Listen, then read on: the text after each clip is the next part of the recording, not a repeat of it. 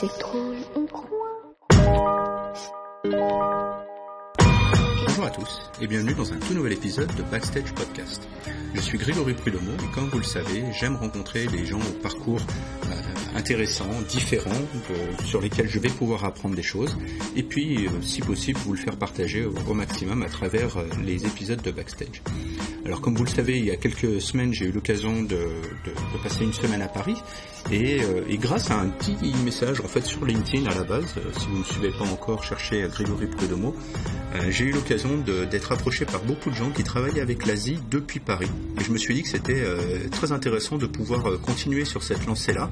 Et de la même manière qu'on avait fait un interview il y a quelques semaines avec Armand de Chronopost, cette semaine je vous présente Paul Saint-Olive. Alors Paul a passé quelques temps en Chine, il y a quelques années, et il est rentré en France et c'est un entrepreneur. Vous allez le voir, ça vient de sa famille, ça vient de son entourage, et pour lui il était évident qu'ils étaient à la recherche de la bonne idée, il était évident qu'ils allaient lancer quelque chose. Et c'est ce qu'ils ont fait avec Au Bon Paris, qui est un site internet à la base, un média dédié aux touristes asiatiques qui viennent visiter Paris, ou la France en général. Le business model est simple, production de contenu, proposition d'offres, de coupons et autres pour diriger les touristes vers certaines boutiques, des pharmacies, on parlera de la pharmacie Monge, on parle aussi de BHV de ville, et vous allez le voir en fait comment ils ont monté ça, les difficultés quand on n'est pas du tout ni dans le web ni dans les médias pour monter un business de ce genre-là, et surtout vous allez voir le démarrage sur les chapeaux de roue, puisque entre le moment où ils ont démarré et le moment où ils sont sortis, il a fallu 2 ans. Donc ils sont sortis pour plusieurs raisons, et on va rentrer vraiment dans le détail avec une opportunité suite à un rachat, enfin il y avait des choses assez intéressantes, et Paul nous raconte un petit peu cette aventure-là. Donc avec Paul on touche beaucoup l'entrepreneuriat, l'importance du partenaire, et finalement ce sont les sujets qui moi m'intéressent beaucoup, comme vous le savez maintenant. Alors Paul, bien sûr, depuis qu'il est sorti, il a lancé un autre projet dont on ne rentrera pas dans les détails pour l'instant, et je pense que ce sera l'occasion pour lui de venir nous en reparler un petit peu plus tard. Dans l'attente, en tout cas, si vous aimez cet épisode, comme d'habitude, je vous invite à me le dire, laissez-moi des messages, commentez, surtout dites-le à l'interviewé que vous avez entendu son interview et que vous avez apprécié. N'hésitez pas non plus à me faire des commentaires ou à me recommander du monde directement. Vous pouvez me mettre en relation via LinkedIn, via message personnel, email ou autre. C'est très facile de trouver mes coordonnées un petit peu partout, donc n'hésitez pas à le faire. Dans tous les cas, moi je vous laisse avec Paul maintenant, et puis on se retrouve à la fin pour un petit moment. On va commencer. Bonjour Paul. Bonjour Grégory. Bonjour. Alors aujourd'hui c'est un épisode un petit peu différent parce que c'est la première fois que en fait j'enregistre un épisode à distance. D'habitude en fait j'ai plutôt les gens qui sont en face de moi et on se retrouve dans mon bureau ou dans leur bureau et on fait un échange en face à face. Mais avec toi, Paul, en fait, on s'est rencontrés il y a quelques semaines lors de mon passage à Paris début octobre, et on avait fait connaissance à ce moment-là, et je m'étais dit que ça pouvait être une bonne idée qu'on prenne le temps cette fois-ci que tu nous racontes un petit peu ton parcours et qu'on puisse rentrer un peu plus dans le détail peut-être pour que tu nous expliques. Alors on va parler avant tout d'un projet qui t'a occupé ces dernières années, qui est Au Bon Paris. Et oui. dont tu es sorti il y a maintenant un peu plus d'1 an, je crois, c'est ça? Oui, c'est ça. Ouais. Voilà. Et donc, alors justement, toi, t'es basé à Paris. Quel est le lien avec la Chine en fait? Comment t'as démarré à travailler avec la Chine? Alors, donc moi j'ai été plusieurs fois en Chine depuis 2005 pour des séjours courts et pour des séjours longs. Donc j'avais mes 2 frères qui étaient en Chine en 2005, et donc j'étais venu à ce moment-là pour les voir, mais pour une petite semaine, et à partir de ce moment-là la Chine est rentrée dans ma tête, et donc j'ai eu j'ai essayé d'avoir des opportunités de travailler en Chine en grandissant. En 2005 j'étais très jeune, j'avais 15 ans. Ouais. Et donc après, quand j'ai commencé mes études plus tard, j'ai eu des opportunités de faire un stage, notamment chez Asia Inspection avec Sébastien Breteau à Shenzhen pendant 6 mois. Et puis de retour en France, j'ai tout fait pour repartir en Chine, pour approfondir mon niveau de chinois. Donc je suis resté dans une famille chinoise pendant 2 mois à Shanghai. Ah oui. Ouais. Expérience originale. Oui. Et après ça, j'ai intégré une formation en France suite à mes études qui m'a permis de repartir 6 mois à Pékin pour étudier le chinois à Beijing Yentashui, l'université des langues étrangères. Ouais. Et après travailler pendant 1 an à Shanghai pour une entreprise agroalimentaire qui s'appelle Lost et qui à l'époque cherchait à importer du saucisson sec avec plusieurs autres acteurs français. Voilà, donc je les ai représentés pendant 1 an. Et après, je suis rentré en 2014 en France. Et j'avais ce goût pour la Chine qui était resté et qui était ancien. Et donc, je voulais absolument continuer à travailler avec la Chine, mais il fallait que je vive en France pour des raisons personnelles à ce moment-là. D'accord. Et donc, je réfléchissais à un projet qui a un lien fort avec la Chine. Et quand on est en France, le secteur qui a un lien le plus fort, c'est le tourisme.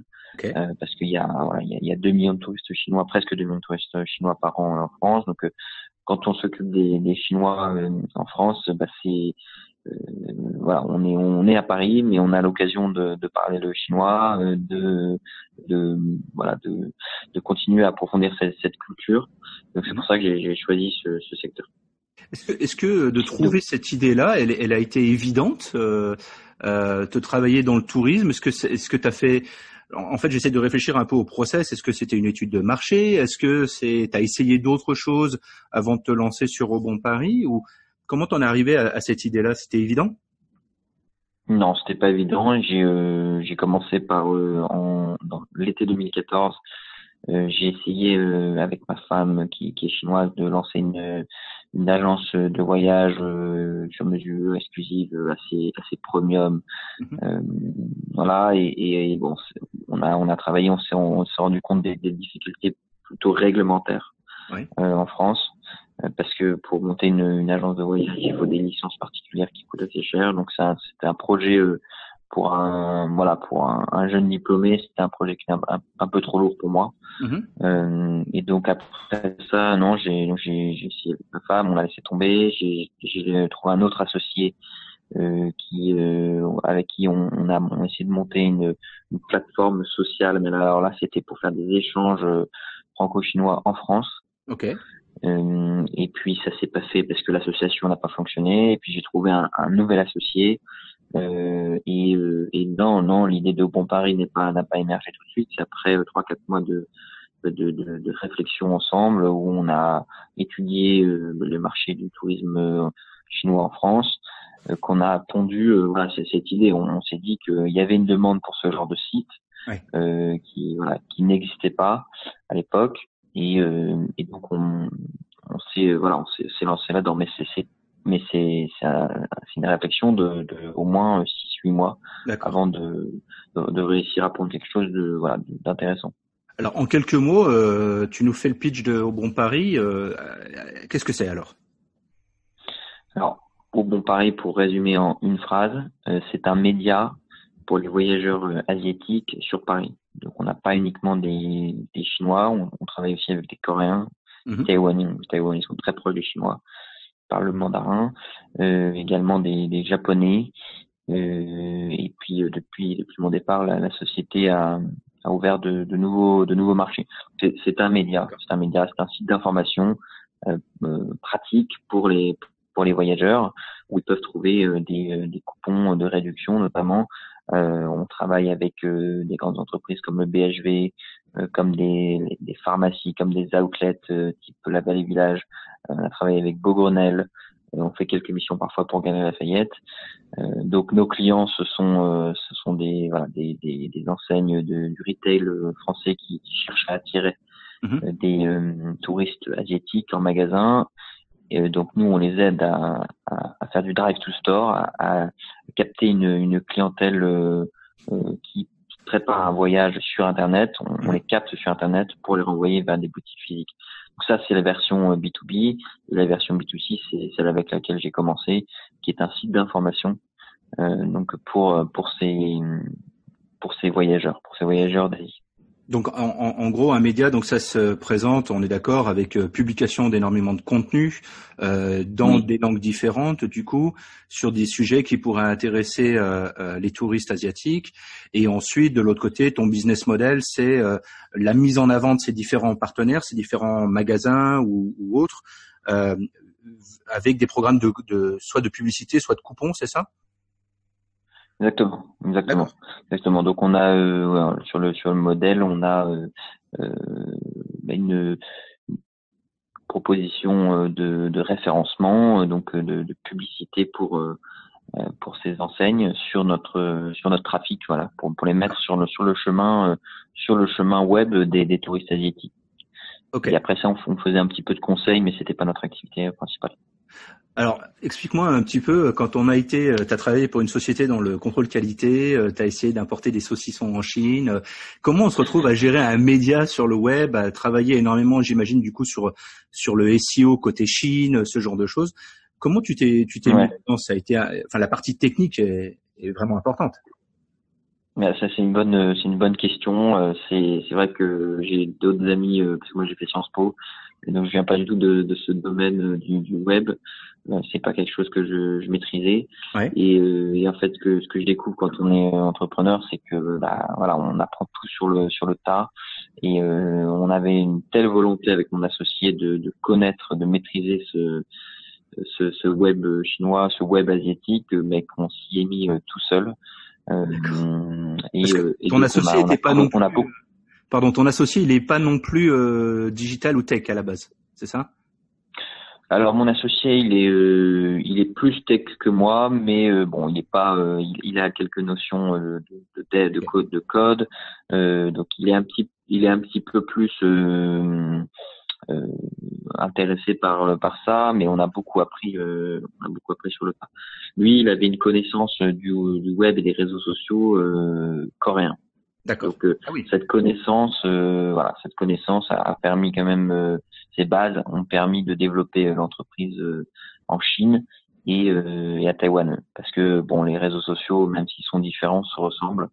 Et donc c'est vrai qu'il a eu un rôle de connaisseur de ces médias sur la Corée, qui a permis d'accélérer la connaissance sur Taïwan et la Chine. D'accord. Qu'est-ce qui a fait que donc comme on disait, hein, tu en es sorti, tu as vendu tes parts. Donc en gros, c'est que c'est un business qui aujourd'hui continue à fonctionner. Enfin, ça fonctionne bien. Qu'est-ce qui a fait qu'en fait vous avez réussi à sortir du lot? À quel moment? Il vous a fallu combien de temps? Ou alors qu'est-ce qui s'est passé pour que d'un site avec des articles qui auraient pu ressembler à un très joli blog, on va dire au départ, jusqu'à devenir un vrai média et pouvoir aller parler à des annonceurs? Qu'est-ce qui est venu le premier? C'est l'audience qui est venue la première, ou finalement ça a été les partenaires qui sont venus les premiers? C'est les deux. C'est notre chance, c'est qu'on a travaillé très tôt grâce à mon associé avec la pharmacie Monge, qui est une des plus grosses pharmacies de France. Eh oui. Donc c'est-à-dire qu'on avait tout de suite une offre incroyable, parce que la pharmacie Monge, c'est plusieurs milliers de références de produits avec beaucoup de grandes marques, Aven, Darphin, Sisley, L'Occitane. Donc on arrivait déjà avec une super belle offre. Et on avait à l'époque, on avait l'exclusivité sur la remise. Donc c'est-à-dire que c'était intéressant, hein. C'est parce que les touristes chinois et asiatiques, quand ils viennent à Paris, un des points principaux de shopping, c'est le cosmétique, c'est l'achat de cosmétiques. Et donc nous, on avait une des meilleures offres d'achat de cosmétiques en France, à Paris. On avait cet avantage qui était assez énorme, et qui après a permis de construire autour de ça et d'attirer du trafic coréen, taïwanais et chinois plus facilement, parce qu'on partait pas de zéro, et on avait une offre exceptionnelle. Et j'ai donc avec mon associé, on avait de très bonnes relations avec le patron fondateur de la pharmacie Monge. Pharmacie Monge, c'est quand même 150 salariés, à l'époque 55 millions d'euros de chiffre d'affaires. C'est quand même une belle boîte. Et donc c'est un patron qui nous a fait confiance dès le début et qui lui certes avait du trafic mais avait besoin de se structurer sur Internet, d'y voir un peu plus clair. Et donc quand on lui a présenté le projet avec mon associé, ses yeux ont brillé et c'est quelqu'un qui fait confiance aux entrepreneurs. Il a vu qu'on était sérieux. Il s'entendait déjà bien avec Jessie, c'est Jessie qui m'a présenté. Ouais. Et voilà, donc on a tissé une relation très proche et on l'a aidé vraiment à capter cette clientèle. On a été très occupé par la pharmacie Monge, mais ça nous a permis d'attirer du trafic et aussi d'aller discuter avec d'autres grosses boîtes comme Beaugrenelle, comme la Vallée Village, One Nation Paris, Lafayette, au Printemps. Voilà, donc on avait vraiment une base intéressante qui nous a permis de construire dessus. Bah c'est ça en fait, c'est dès que tu as réussi à récupérer un premier gros case, un gros client comme la pharmacie, c'est vrai que derrière ça donne confiance aux autres. Moi ce que je me demande, c'est un peu le truc de l'entrepreneur, c'est quand vous êtes allé voir la pharmacie, est-ce que vous aviez déjà, bien au-delà des relations, mais vous saviez exactement comment vous alliez faire ce que vous avez commencé à vendre, ou c'était vraiment un fake it until you make it et puis vous avez vendu d'abord et vous alliez voir comment faire après? Déjà on leur a pas parlé tout de suite, hein. On a travaillé avec mon associé Jessie pendant 3 mois l'offre.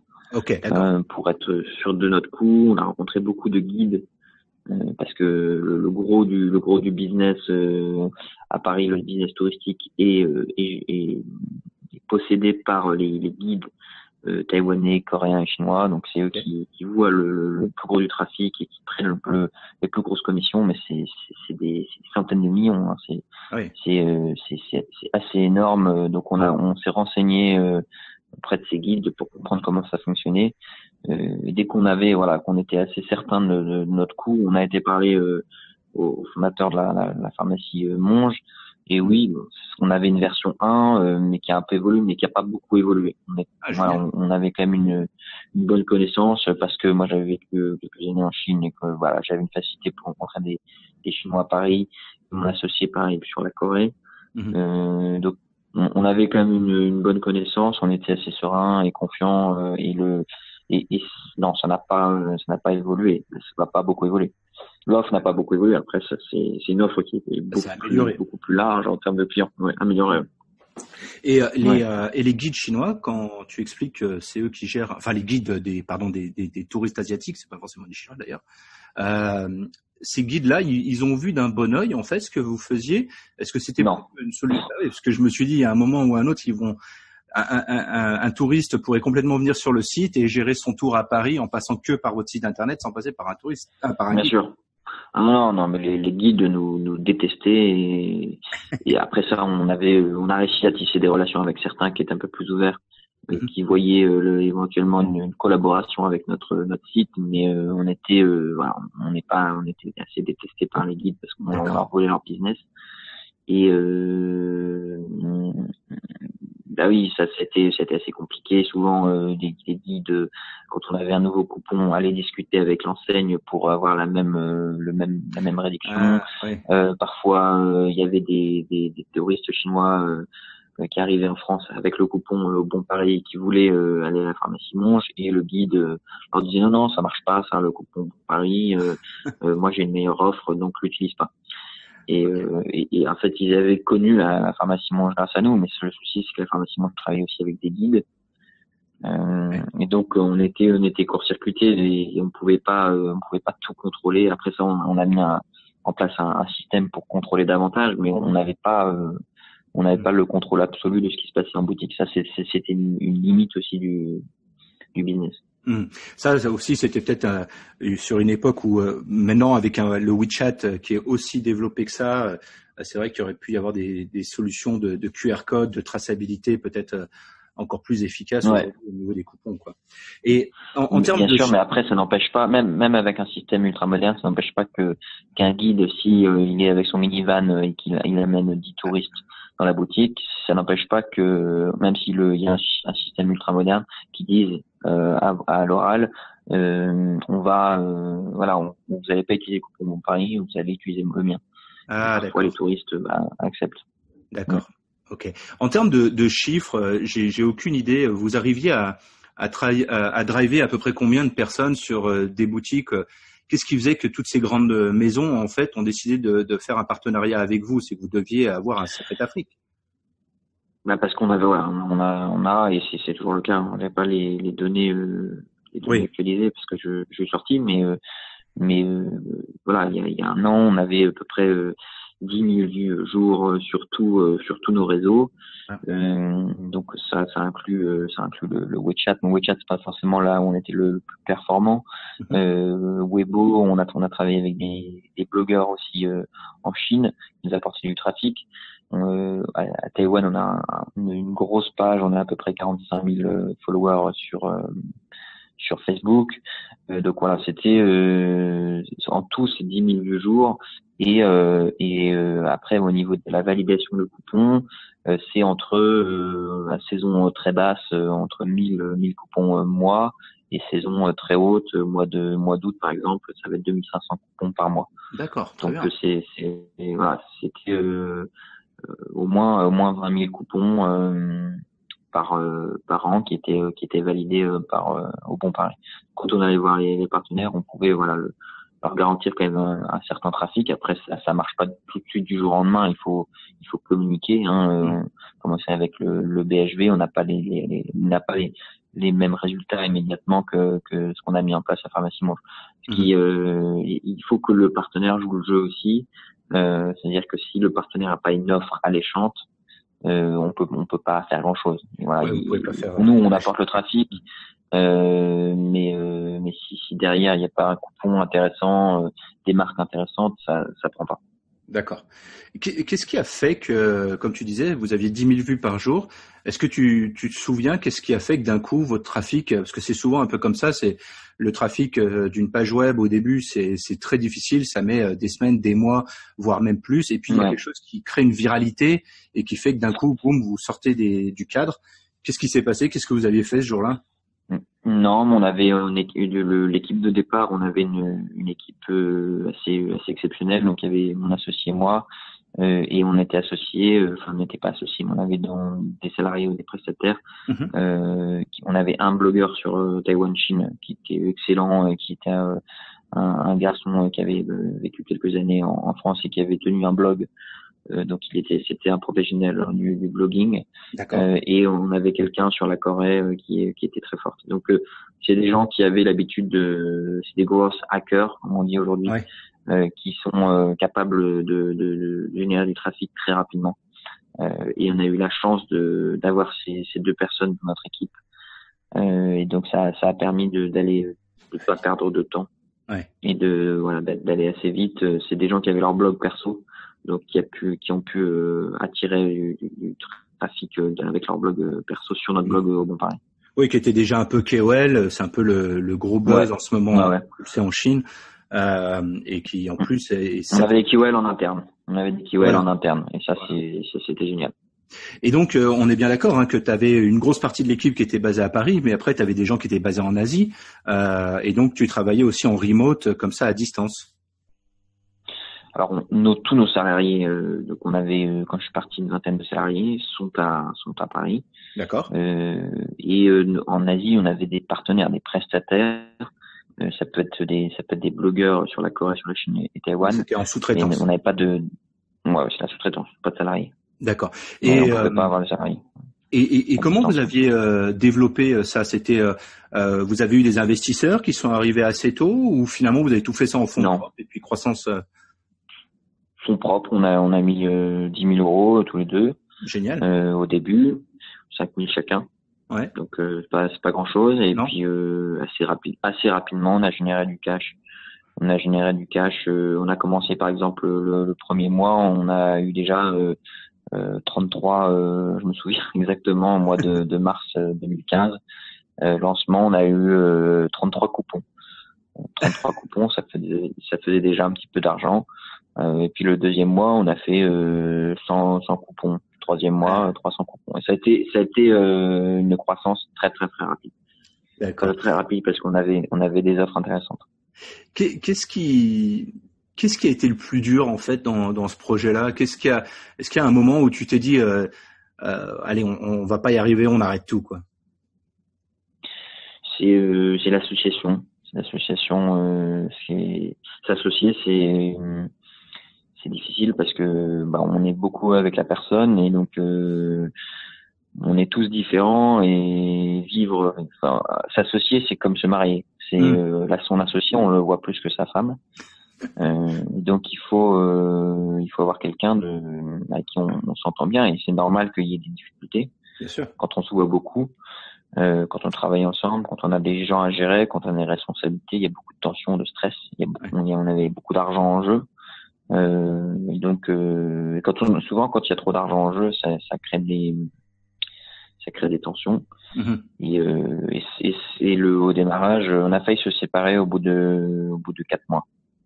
Mois, on a failli se séparer. On a eu une très grosse crise, sur la répartition du capital. Et on a réussi à trouver un accord et rester ensemble 2 ans. Je pense que au quotidien, ce qui est le plus difficile, c'est l'association. Alors justement, si demain, sans rentrer trop dans l'histoire, en fait, t'as travaillé, t'as lancé un autre projet, mais si demain, si tu devais t'associer avec quelqu'un d'autre extérieur, quels sont un peu les conseils justement que tu n'avais pas eu à l'époque quand tu t'es associé la première fois et que dans le futur tu mettras à plat dès le début? Je pense que la répartition du capital, il faut en parler très rapidement. Vaut mieux se fâcher tout de suite, le plus tôt possible, ouais. Et pas attendre qu'il commence à y avoir du cash, plusieurs milliers d'euros sur la trésor. Ouais. Parce que c'est beaucoup plus stressant. Les enjeux sont plus gros. Donc il vaut mieux en parler quand on n'a rien. Le plus tôt possible. Et nous, on a trop tardé à créer la société parce qu'au début, on pensait pas que ça allait marcher à ce point-là. Donc au début, on a travaillé avec une auto-entreprise. J'avais une auto-entreprise et donc on facturait avec l'auto-entreprise. Et donc moi, j'étais seul associé sur cette auto-entreprise et du coup, on a trop tardé pour monter une SAS. Puis la France, c'est un peu long. Et on aurait dû, mais bon, on savait pas que ça allait marcher aussi rapidement et qu'un an après, on allait déjà avoir 2000 personnes par mois avec beaucoup d'entrées d'argent. Ouais. Et donc on a trop tardé sur la création de la SAS parce que la SAS, ça met à plat avec les statuts la répartition du capital et puis après on n'en discute plus.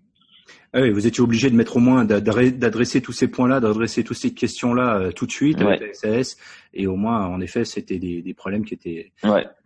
Ok, d'accord. Quand on est sûr de son business, faut en discuter le plus tôt possible, au moins en écrit. Et le mieux encore pour bloquer, c'est de créer la SAS très rapidement. Ouais, le plus rapidement possible. Mais c'est jamais simple parce qu'on est quand on est entrepreneur, on sait jamais où vont nous mener les choses, à quelle vitesse. Et ça coûte plus d'argent de monter une SAS, ça coûte plus d'argent de la supprimer, donc c'est toujours aussi un choix financier. D'accord. Et tu peux nous dire à peu près à la fin sur quel chiffre d'affaires t'étais à l'année? Alors je peux pas communiquer sur le chiffre d'affaires, mais je peux communiquer sur le volume d'affaires qui est public. Donc on a apporté à l'ensemble de nos partenaires 10 millions d'euros annuels. Énorme, d'accord. Ça, c'est le volume d'affaires. Ouais. Ok, donc quand je comprends que la relation finalement a été difficile, et quand toi tu as décidé de sortir, finalement, on est d'accord que ce n'est pas ton partenaire qui a récupéré le business, vous êtes tous les deux sortis, si j'ai bien compris. Oui, on est tous les deux sortis. Ouais. Et on est sortis, mais lui est resté salarié. Ah d'accord, ok. Ouais, lui est resté salarié parce il était content, il avait envie de rester pour l'instant. Donc il vient d'avoir un enfant et donc ça lui convenait de rester. Ouais. Et non, la vente, ça a été une sacrée aventure aussi. Hein. On a vraiment vécu toutes les facettes de l'entrepreneuriat accélérées en 2 ans. et la vente, c'est aussi un gros morceau de l'entrepreneuriat Donc non, ça n'a pas été évident. En fait, ce qui s'est passé, c'est que donc on est devenu assez rapidement premier rapporteur d'affaires sur Internet de la pharmacie Monge. Ouais. Et donc on était un peu dangereux pour eux parce qu'on leur apportait comme une grosse partie de leur chiffre d'affaires. Et donc en fait ils se sont fait racheter par un fonds canadien qui a audité la pharmacie Monge, tous les apporteurs d'affaires, parce que la pharmacie Monge à au moins 50% de son business à l'époque, je sais pas si c'est encore le cas, mais qui était apporté par des apporteurs d'affaires, soit des agences de voyage ou des médias comme nous.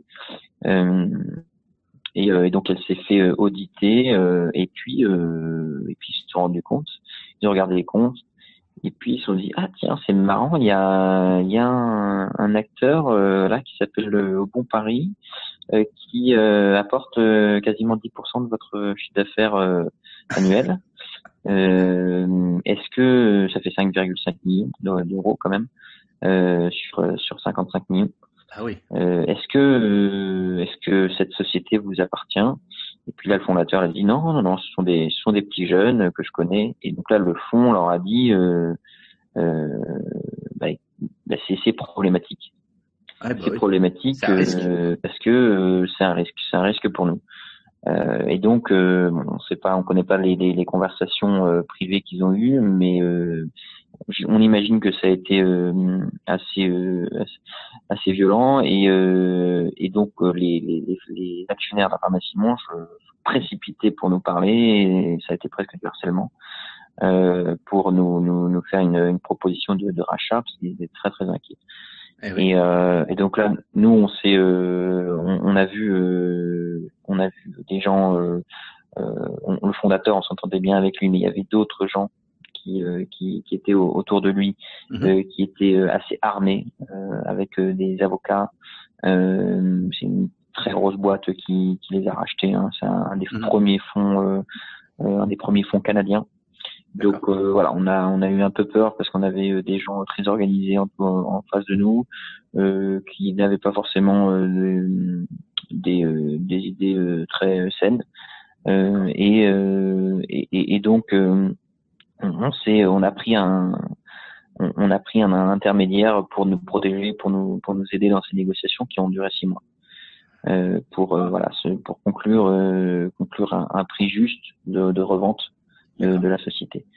Et voilà, c'est heureusement qu'on a eu cette personne parce que elle négociait, c'est elle qui prenait toute la pression sur elle et pas nous.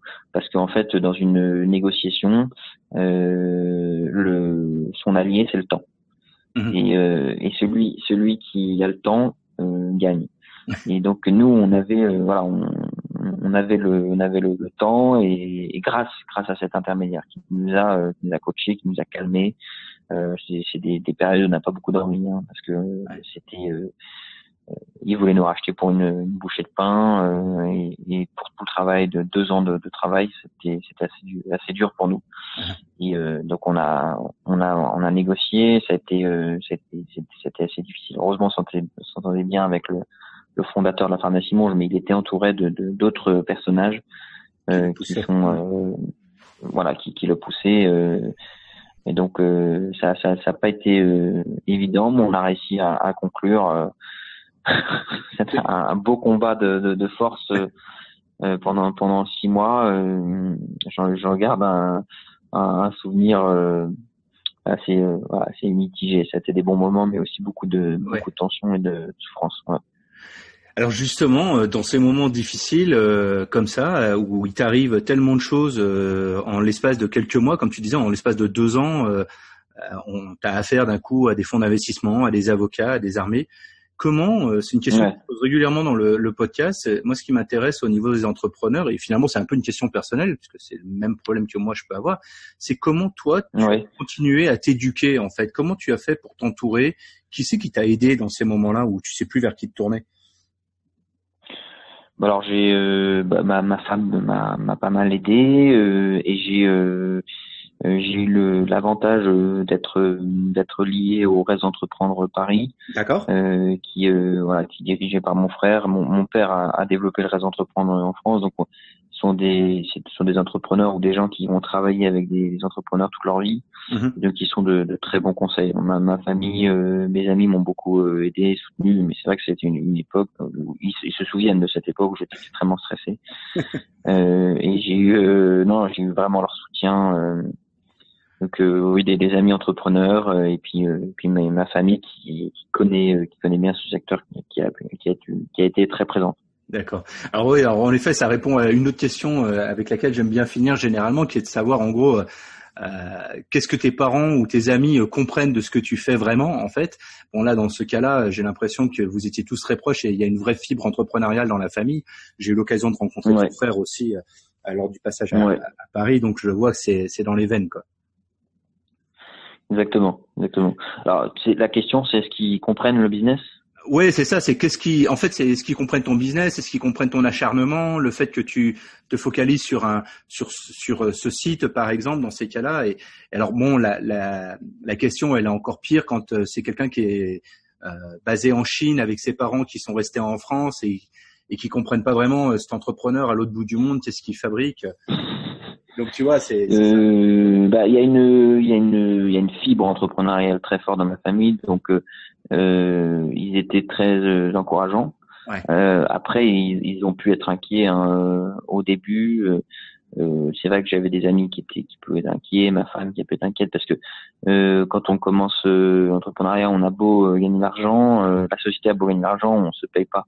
On se paye très peu et c'est vrai que la vie est chère à Paris. Ouais. Je pense que c'est à ce niveau-là plutôt financier que les gens autour de moi ont pu s'inquiéter. Ouais, j'imagine. Ouais. Est-ce que tu penses que ce business-là, tu aurais pu le faire si tu expliquais que tu avais dû rentrer en France pour des raisons personnelles, mais est-ce que tu penses que tu aurais pu le faire? Ouais. Je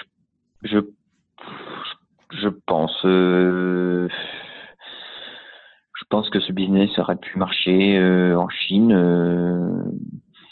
Il y a des entreprises qui ont des modèles similaires et qui le font depuis la Chine. Après, on est sur un secteur particulier. C'est vraiment le tourisme des Chinois en France. Donc, m'adresser aux touristes chinois en Chine, non, je pense pas. M'adresser aux Français, les touristes français en Chine sur ce modèle-là, aussi difficile parce que les Français font moins de shopping que les Chinois. C'est un modèle assez unique qui est lié quand même à la ville de Paris et tous les partenariats qu'on a tissés sont liés au fait que j'étais à Paris. Voilà, donc on pouvait rencontrer des partenaires tous les jours. Non, c'est difficile à monter le même modèle en Chine. Aujourd'hui, bon, t'es sorti de Au Bon Paris, tu travailles sur d'autres projets qui sont un peu différents. Est-ce que tu vois, maintenant que tu es de l'extérieur, est-ce que tu vois des choses que vous auriez dû faire, que vous avez raté, des choses auxquelles vous n'avez pas pensé avec le recul? Je pense que je suis quand même assez fier de cette aventure. Je trouve qu'on a quand même pas mal géré. On a pas mal géré en 2 ans. On a beaucoup travaillé, mais on a eu aussi beaucoup de chance. Non, j'ai pas beaucoup j'ai peu de regrets. Peut-être aujourd'hui, pendant ces 2 ans, je pense qu'on a beaucoup travaillé, on a fait notre maximum. Peut-être après ces 2 ans, j'aurais peut-être identifié des choses à améliorer sur la société. Mais bon, je vais pas m'exprimer parce que c'est un peu gênant pour les repreneurs parce que je suis sorti. Mais pendant ces 2 ans, je pense on s'est vraiment donné à fond. Aujourd'hui, sur ce business, il y a des choses à améliorer, mais comme dans toute entreprise, il y a des choses à améliorer. C'est toujours facile pour un extérieur de s'exprimer, mais quand on est à l'intérieur, on est toujours trop occupé. On n'a pas le temps d'améliorer les choses.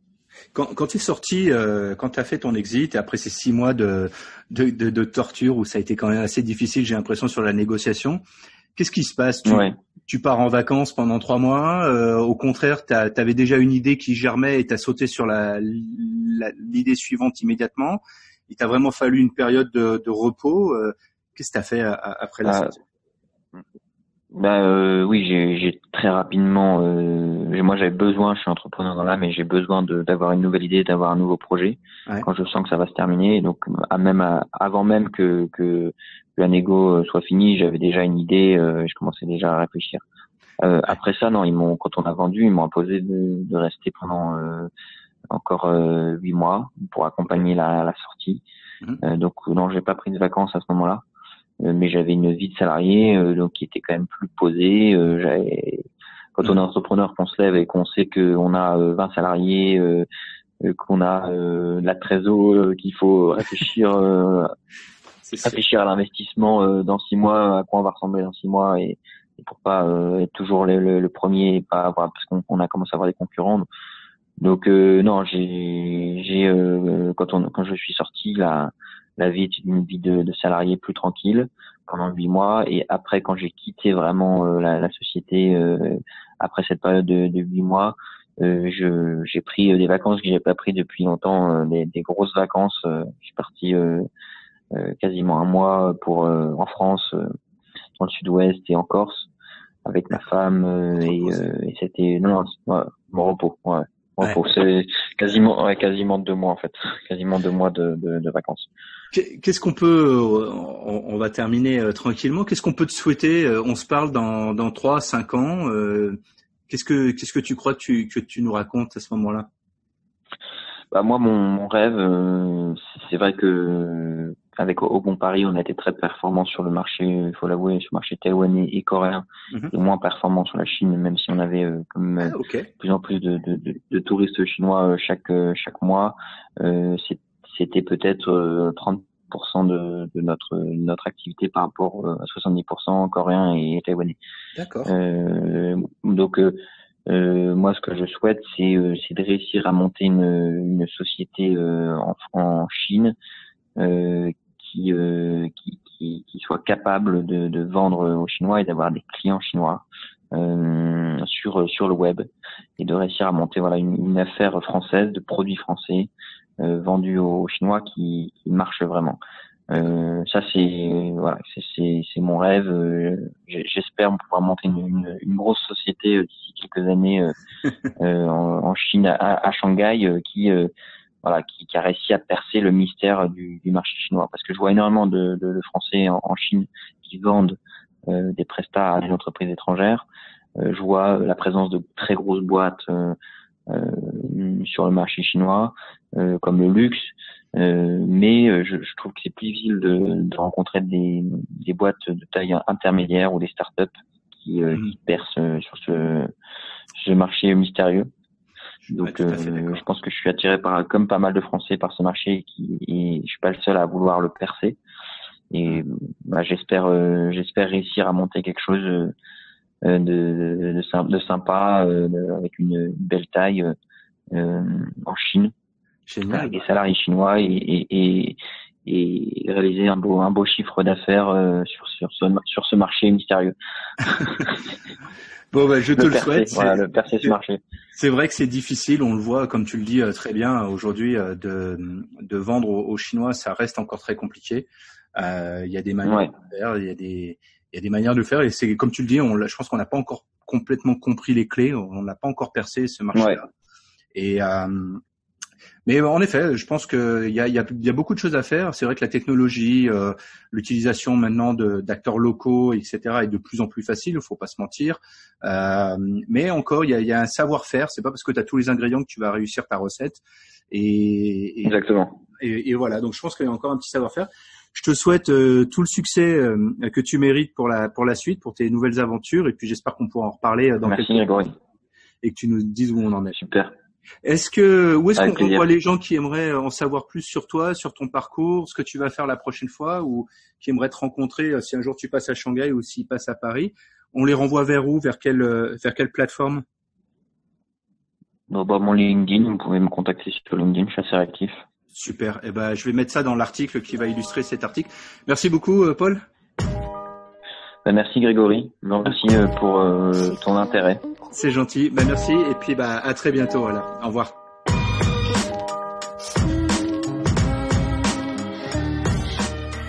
J'espère que vous avez apprécié cet entretien. Si c'est le cas, n'hésitez pas à le dire. Parlez-en autour de vous, à vos amis. Parlez-en aussi à la personne que j'ai interviewée. C'est très important aussi pour elle et pour Backstage. Et puis moi, je vous retrouve la semaine prochaine pour un tout nouvel épisode.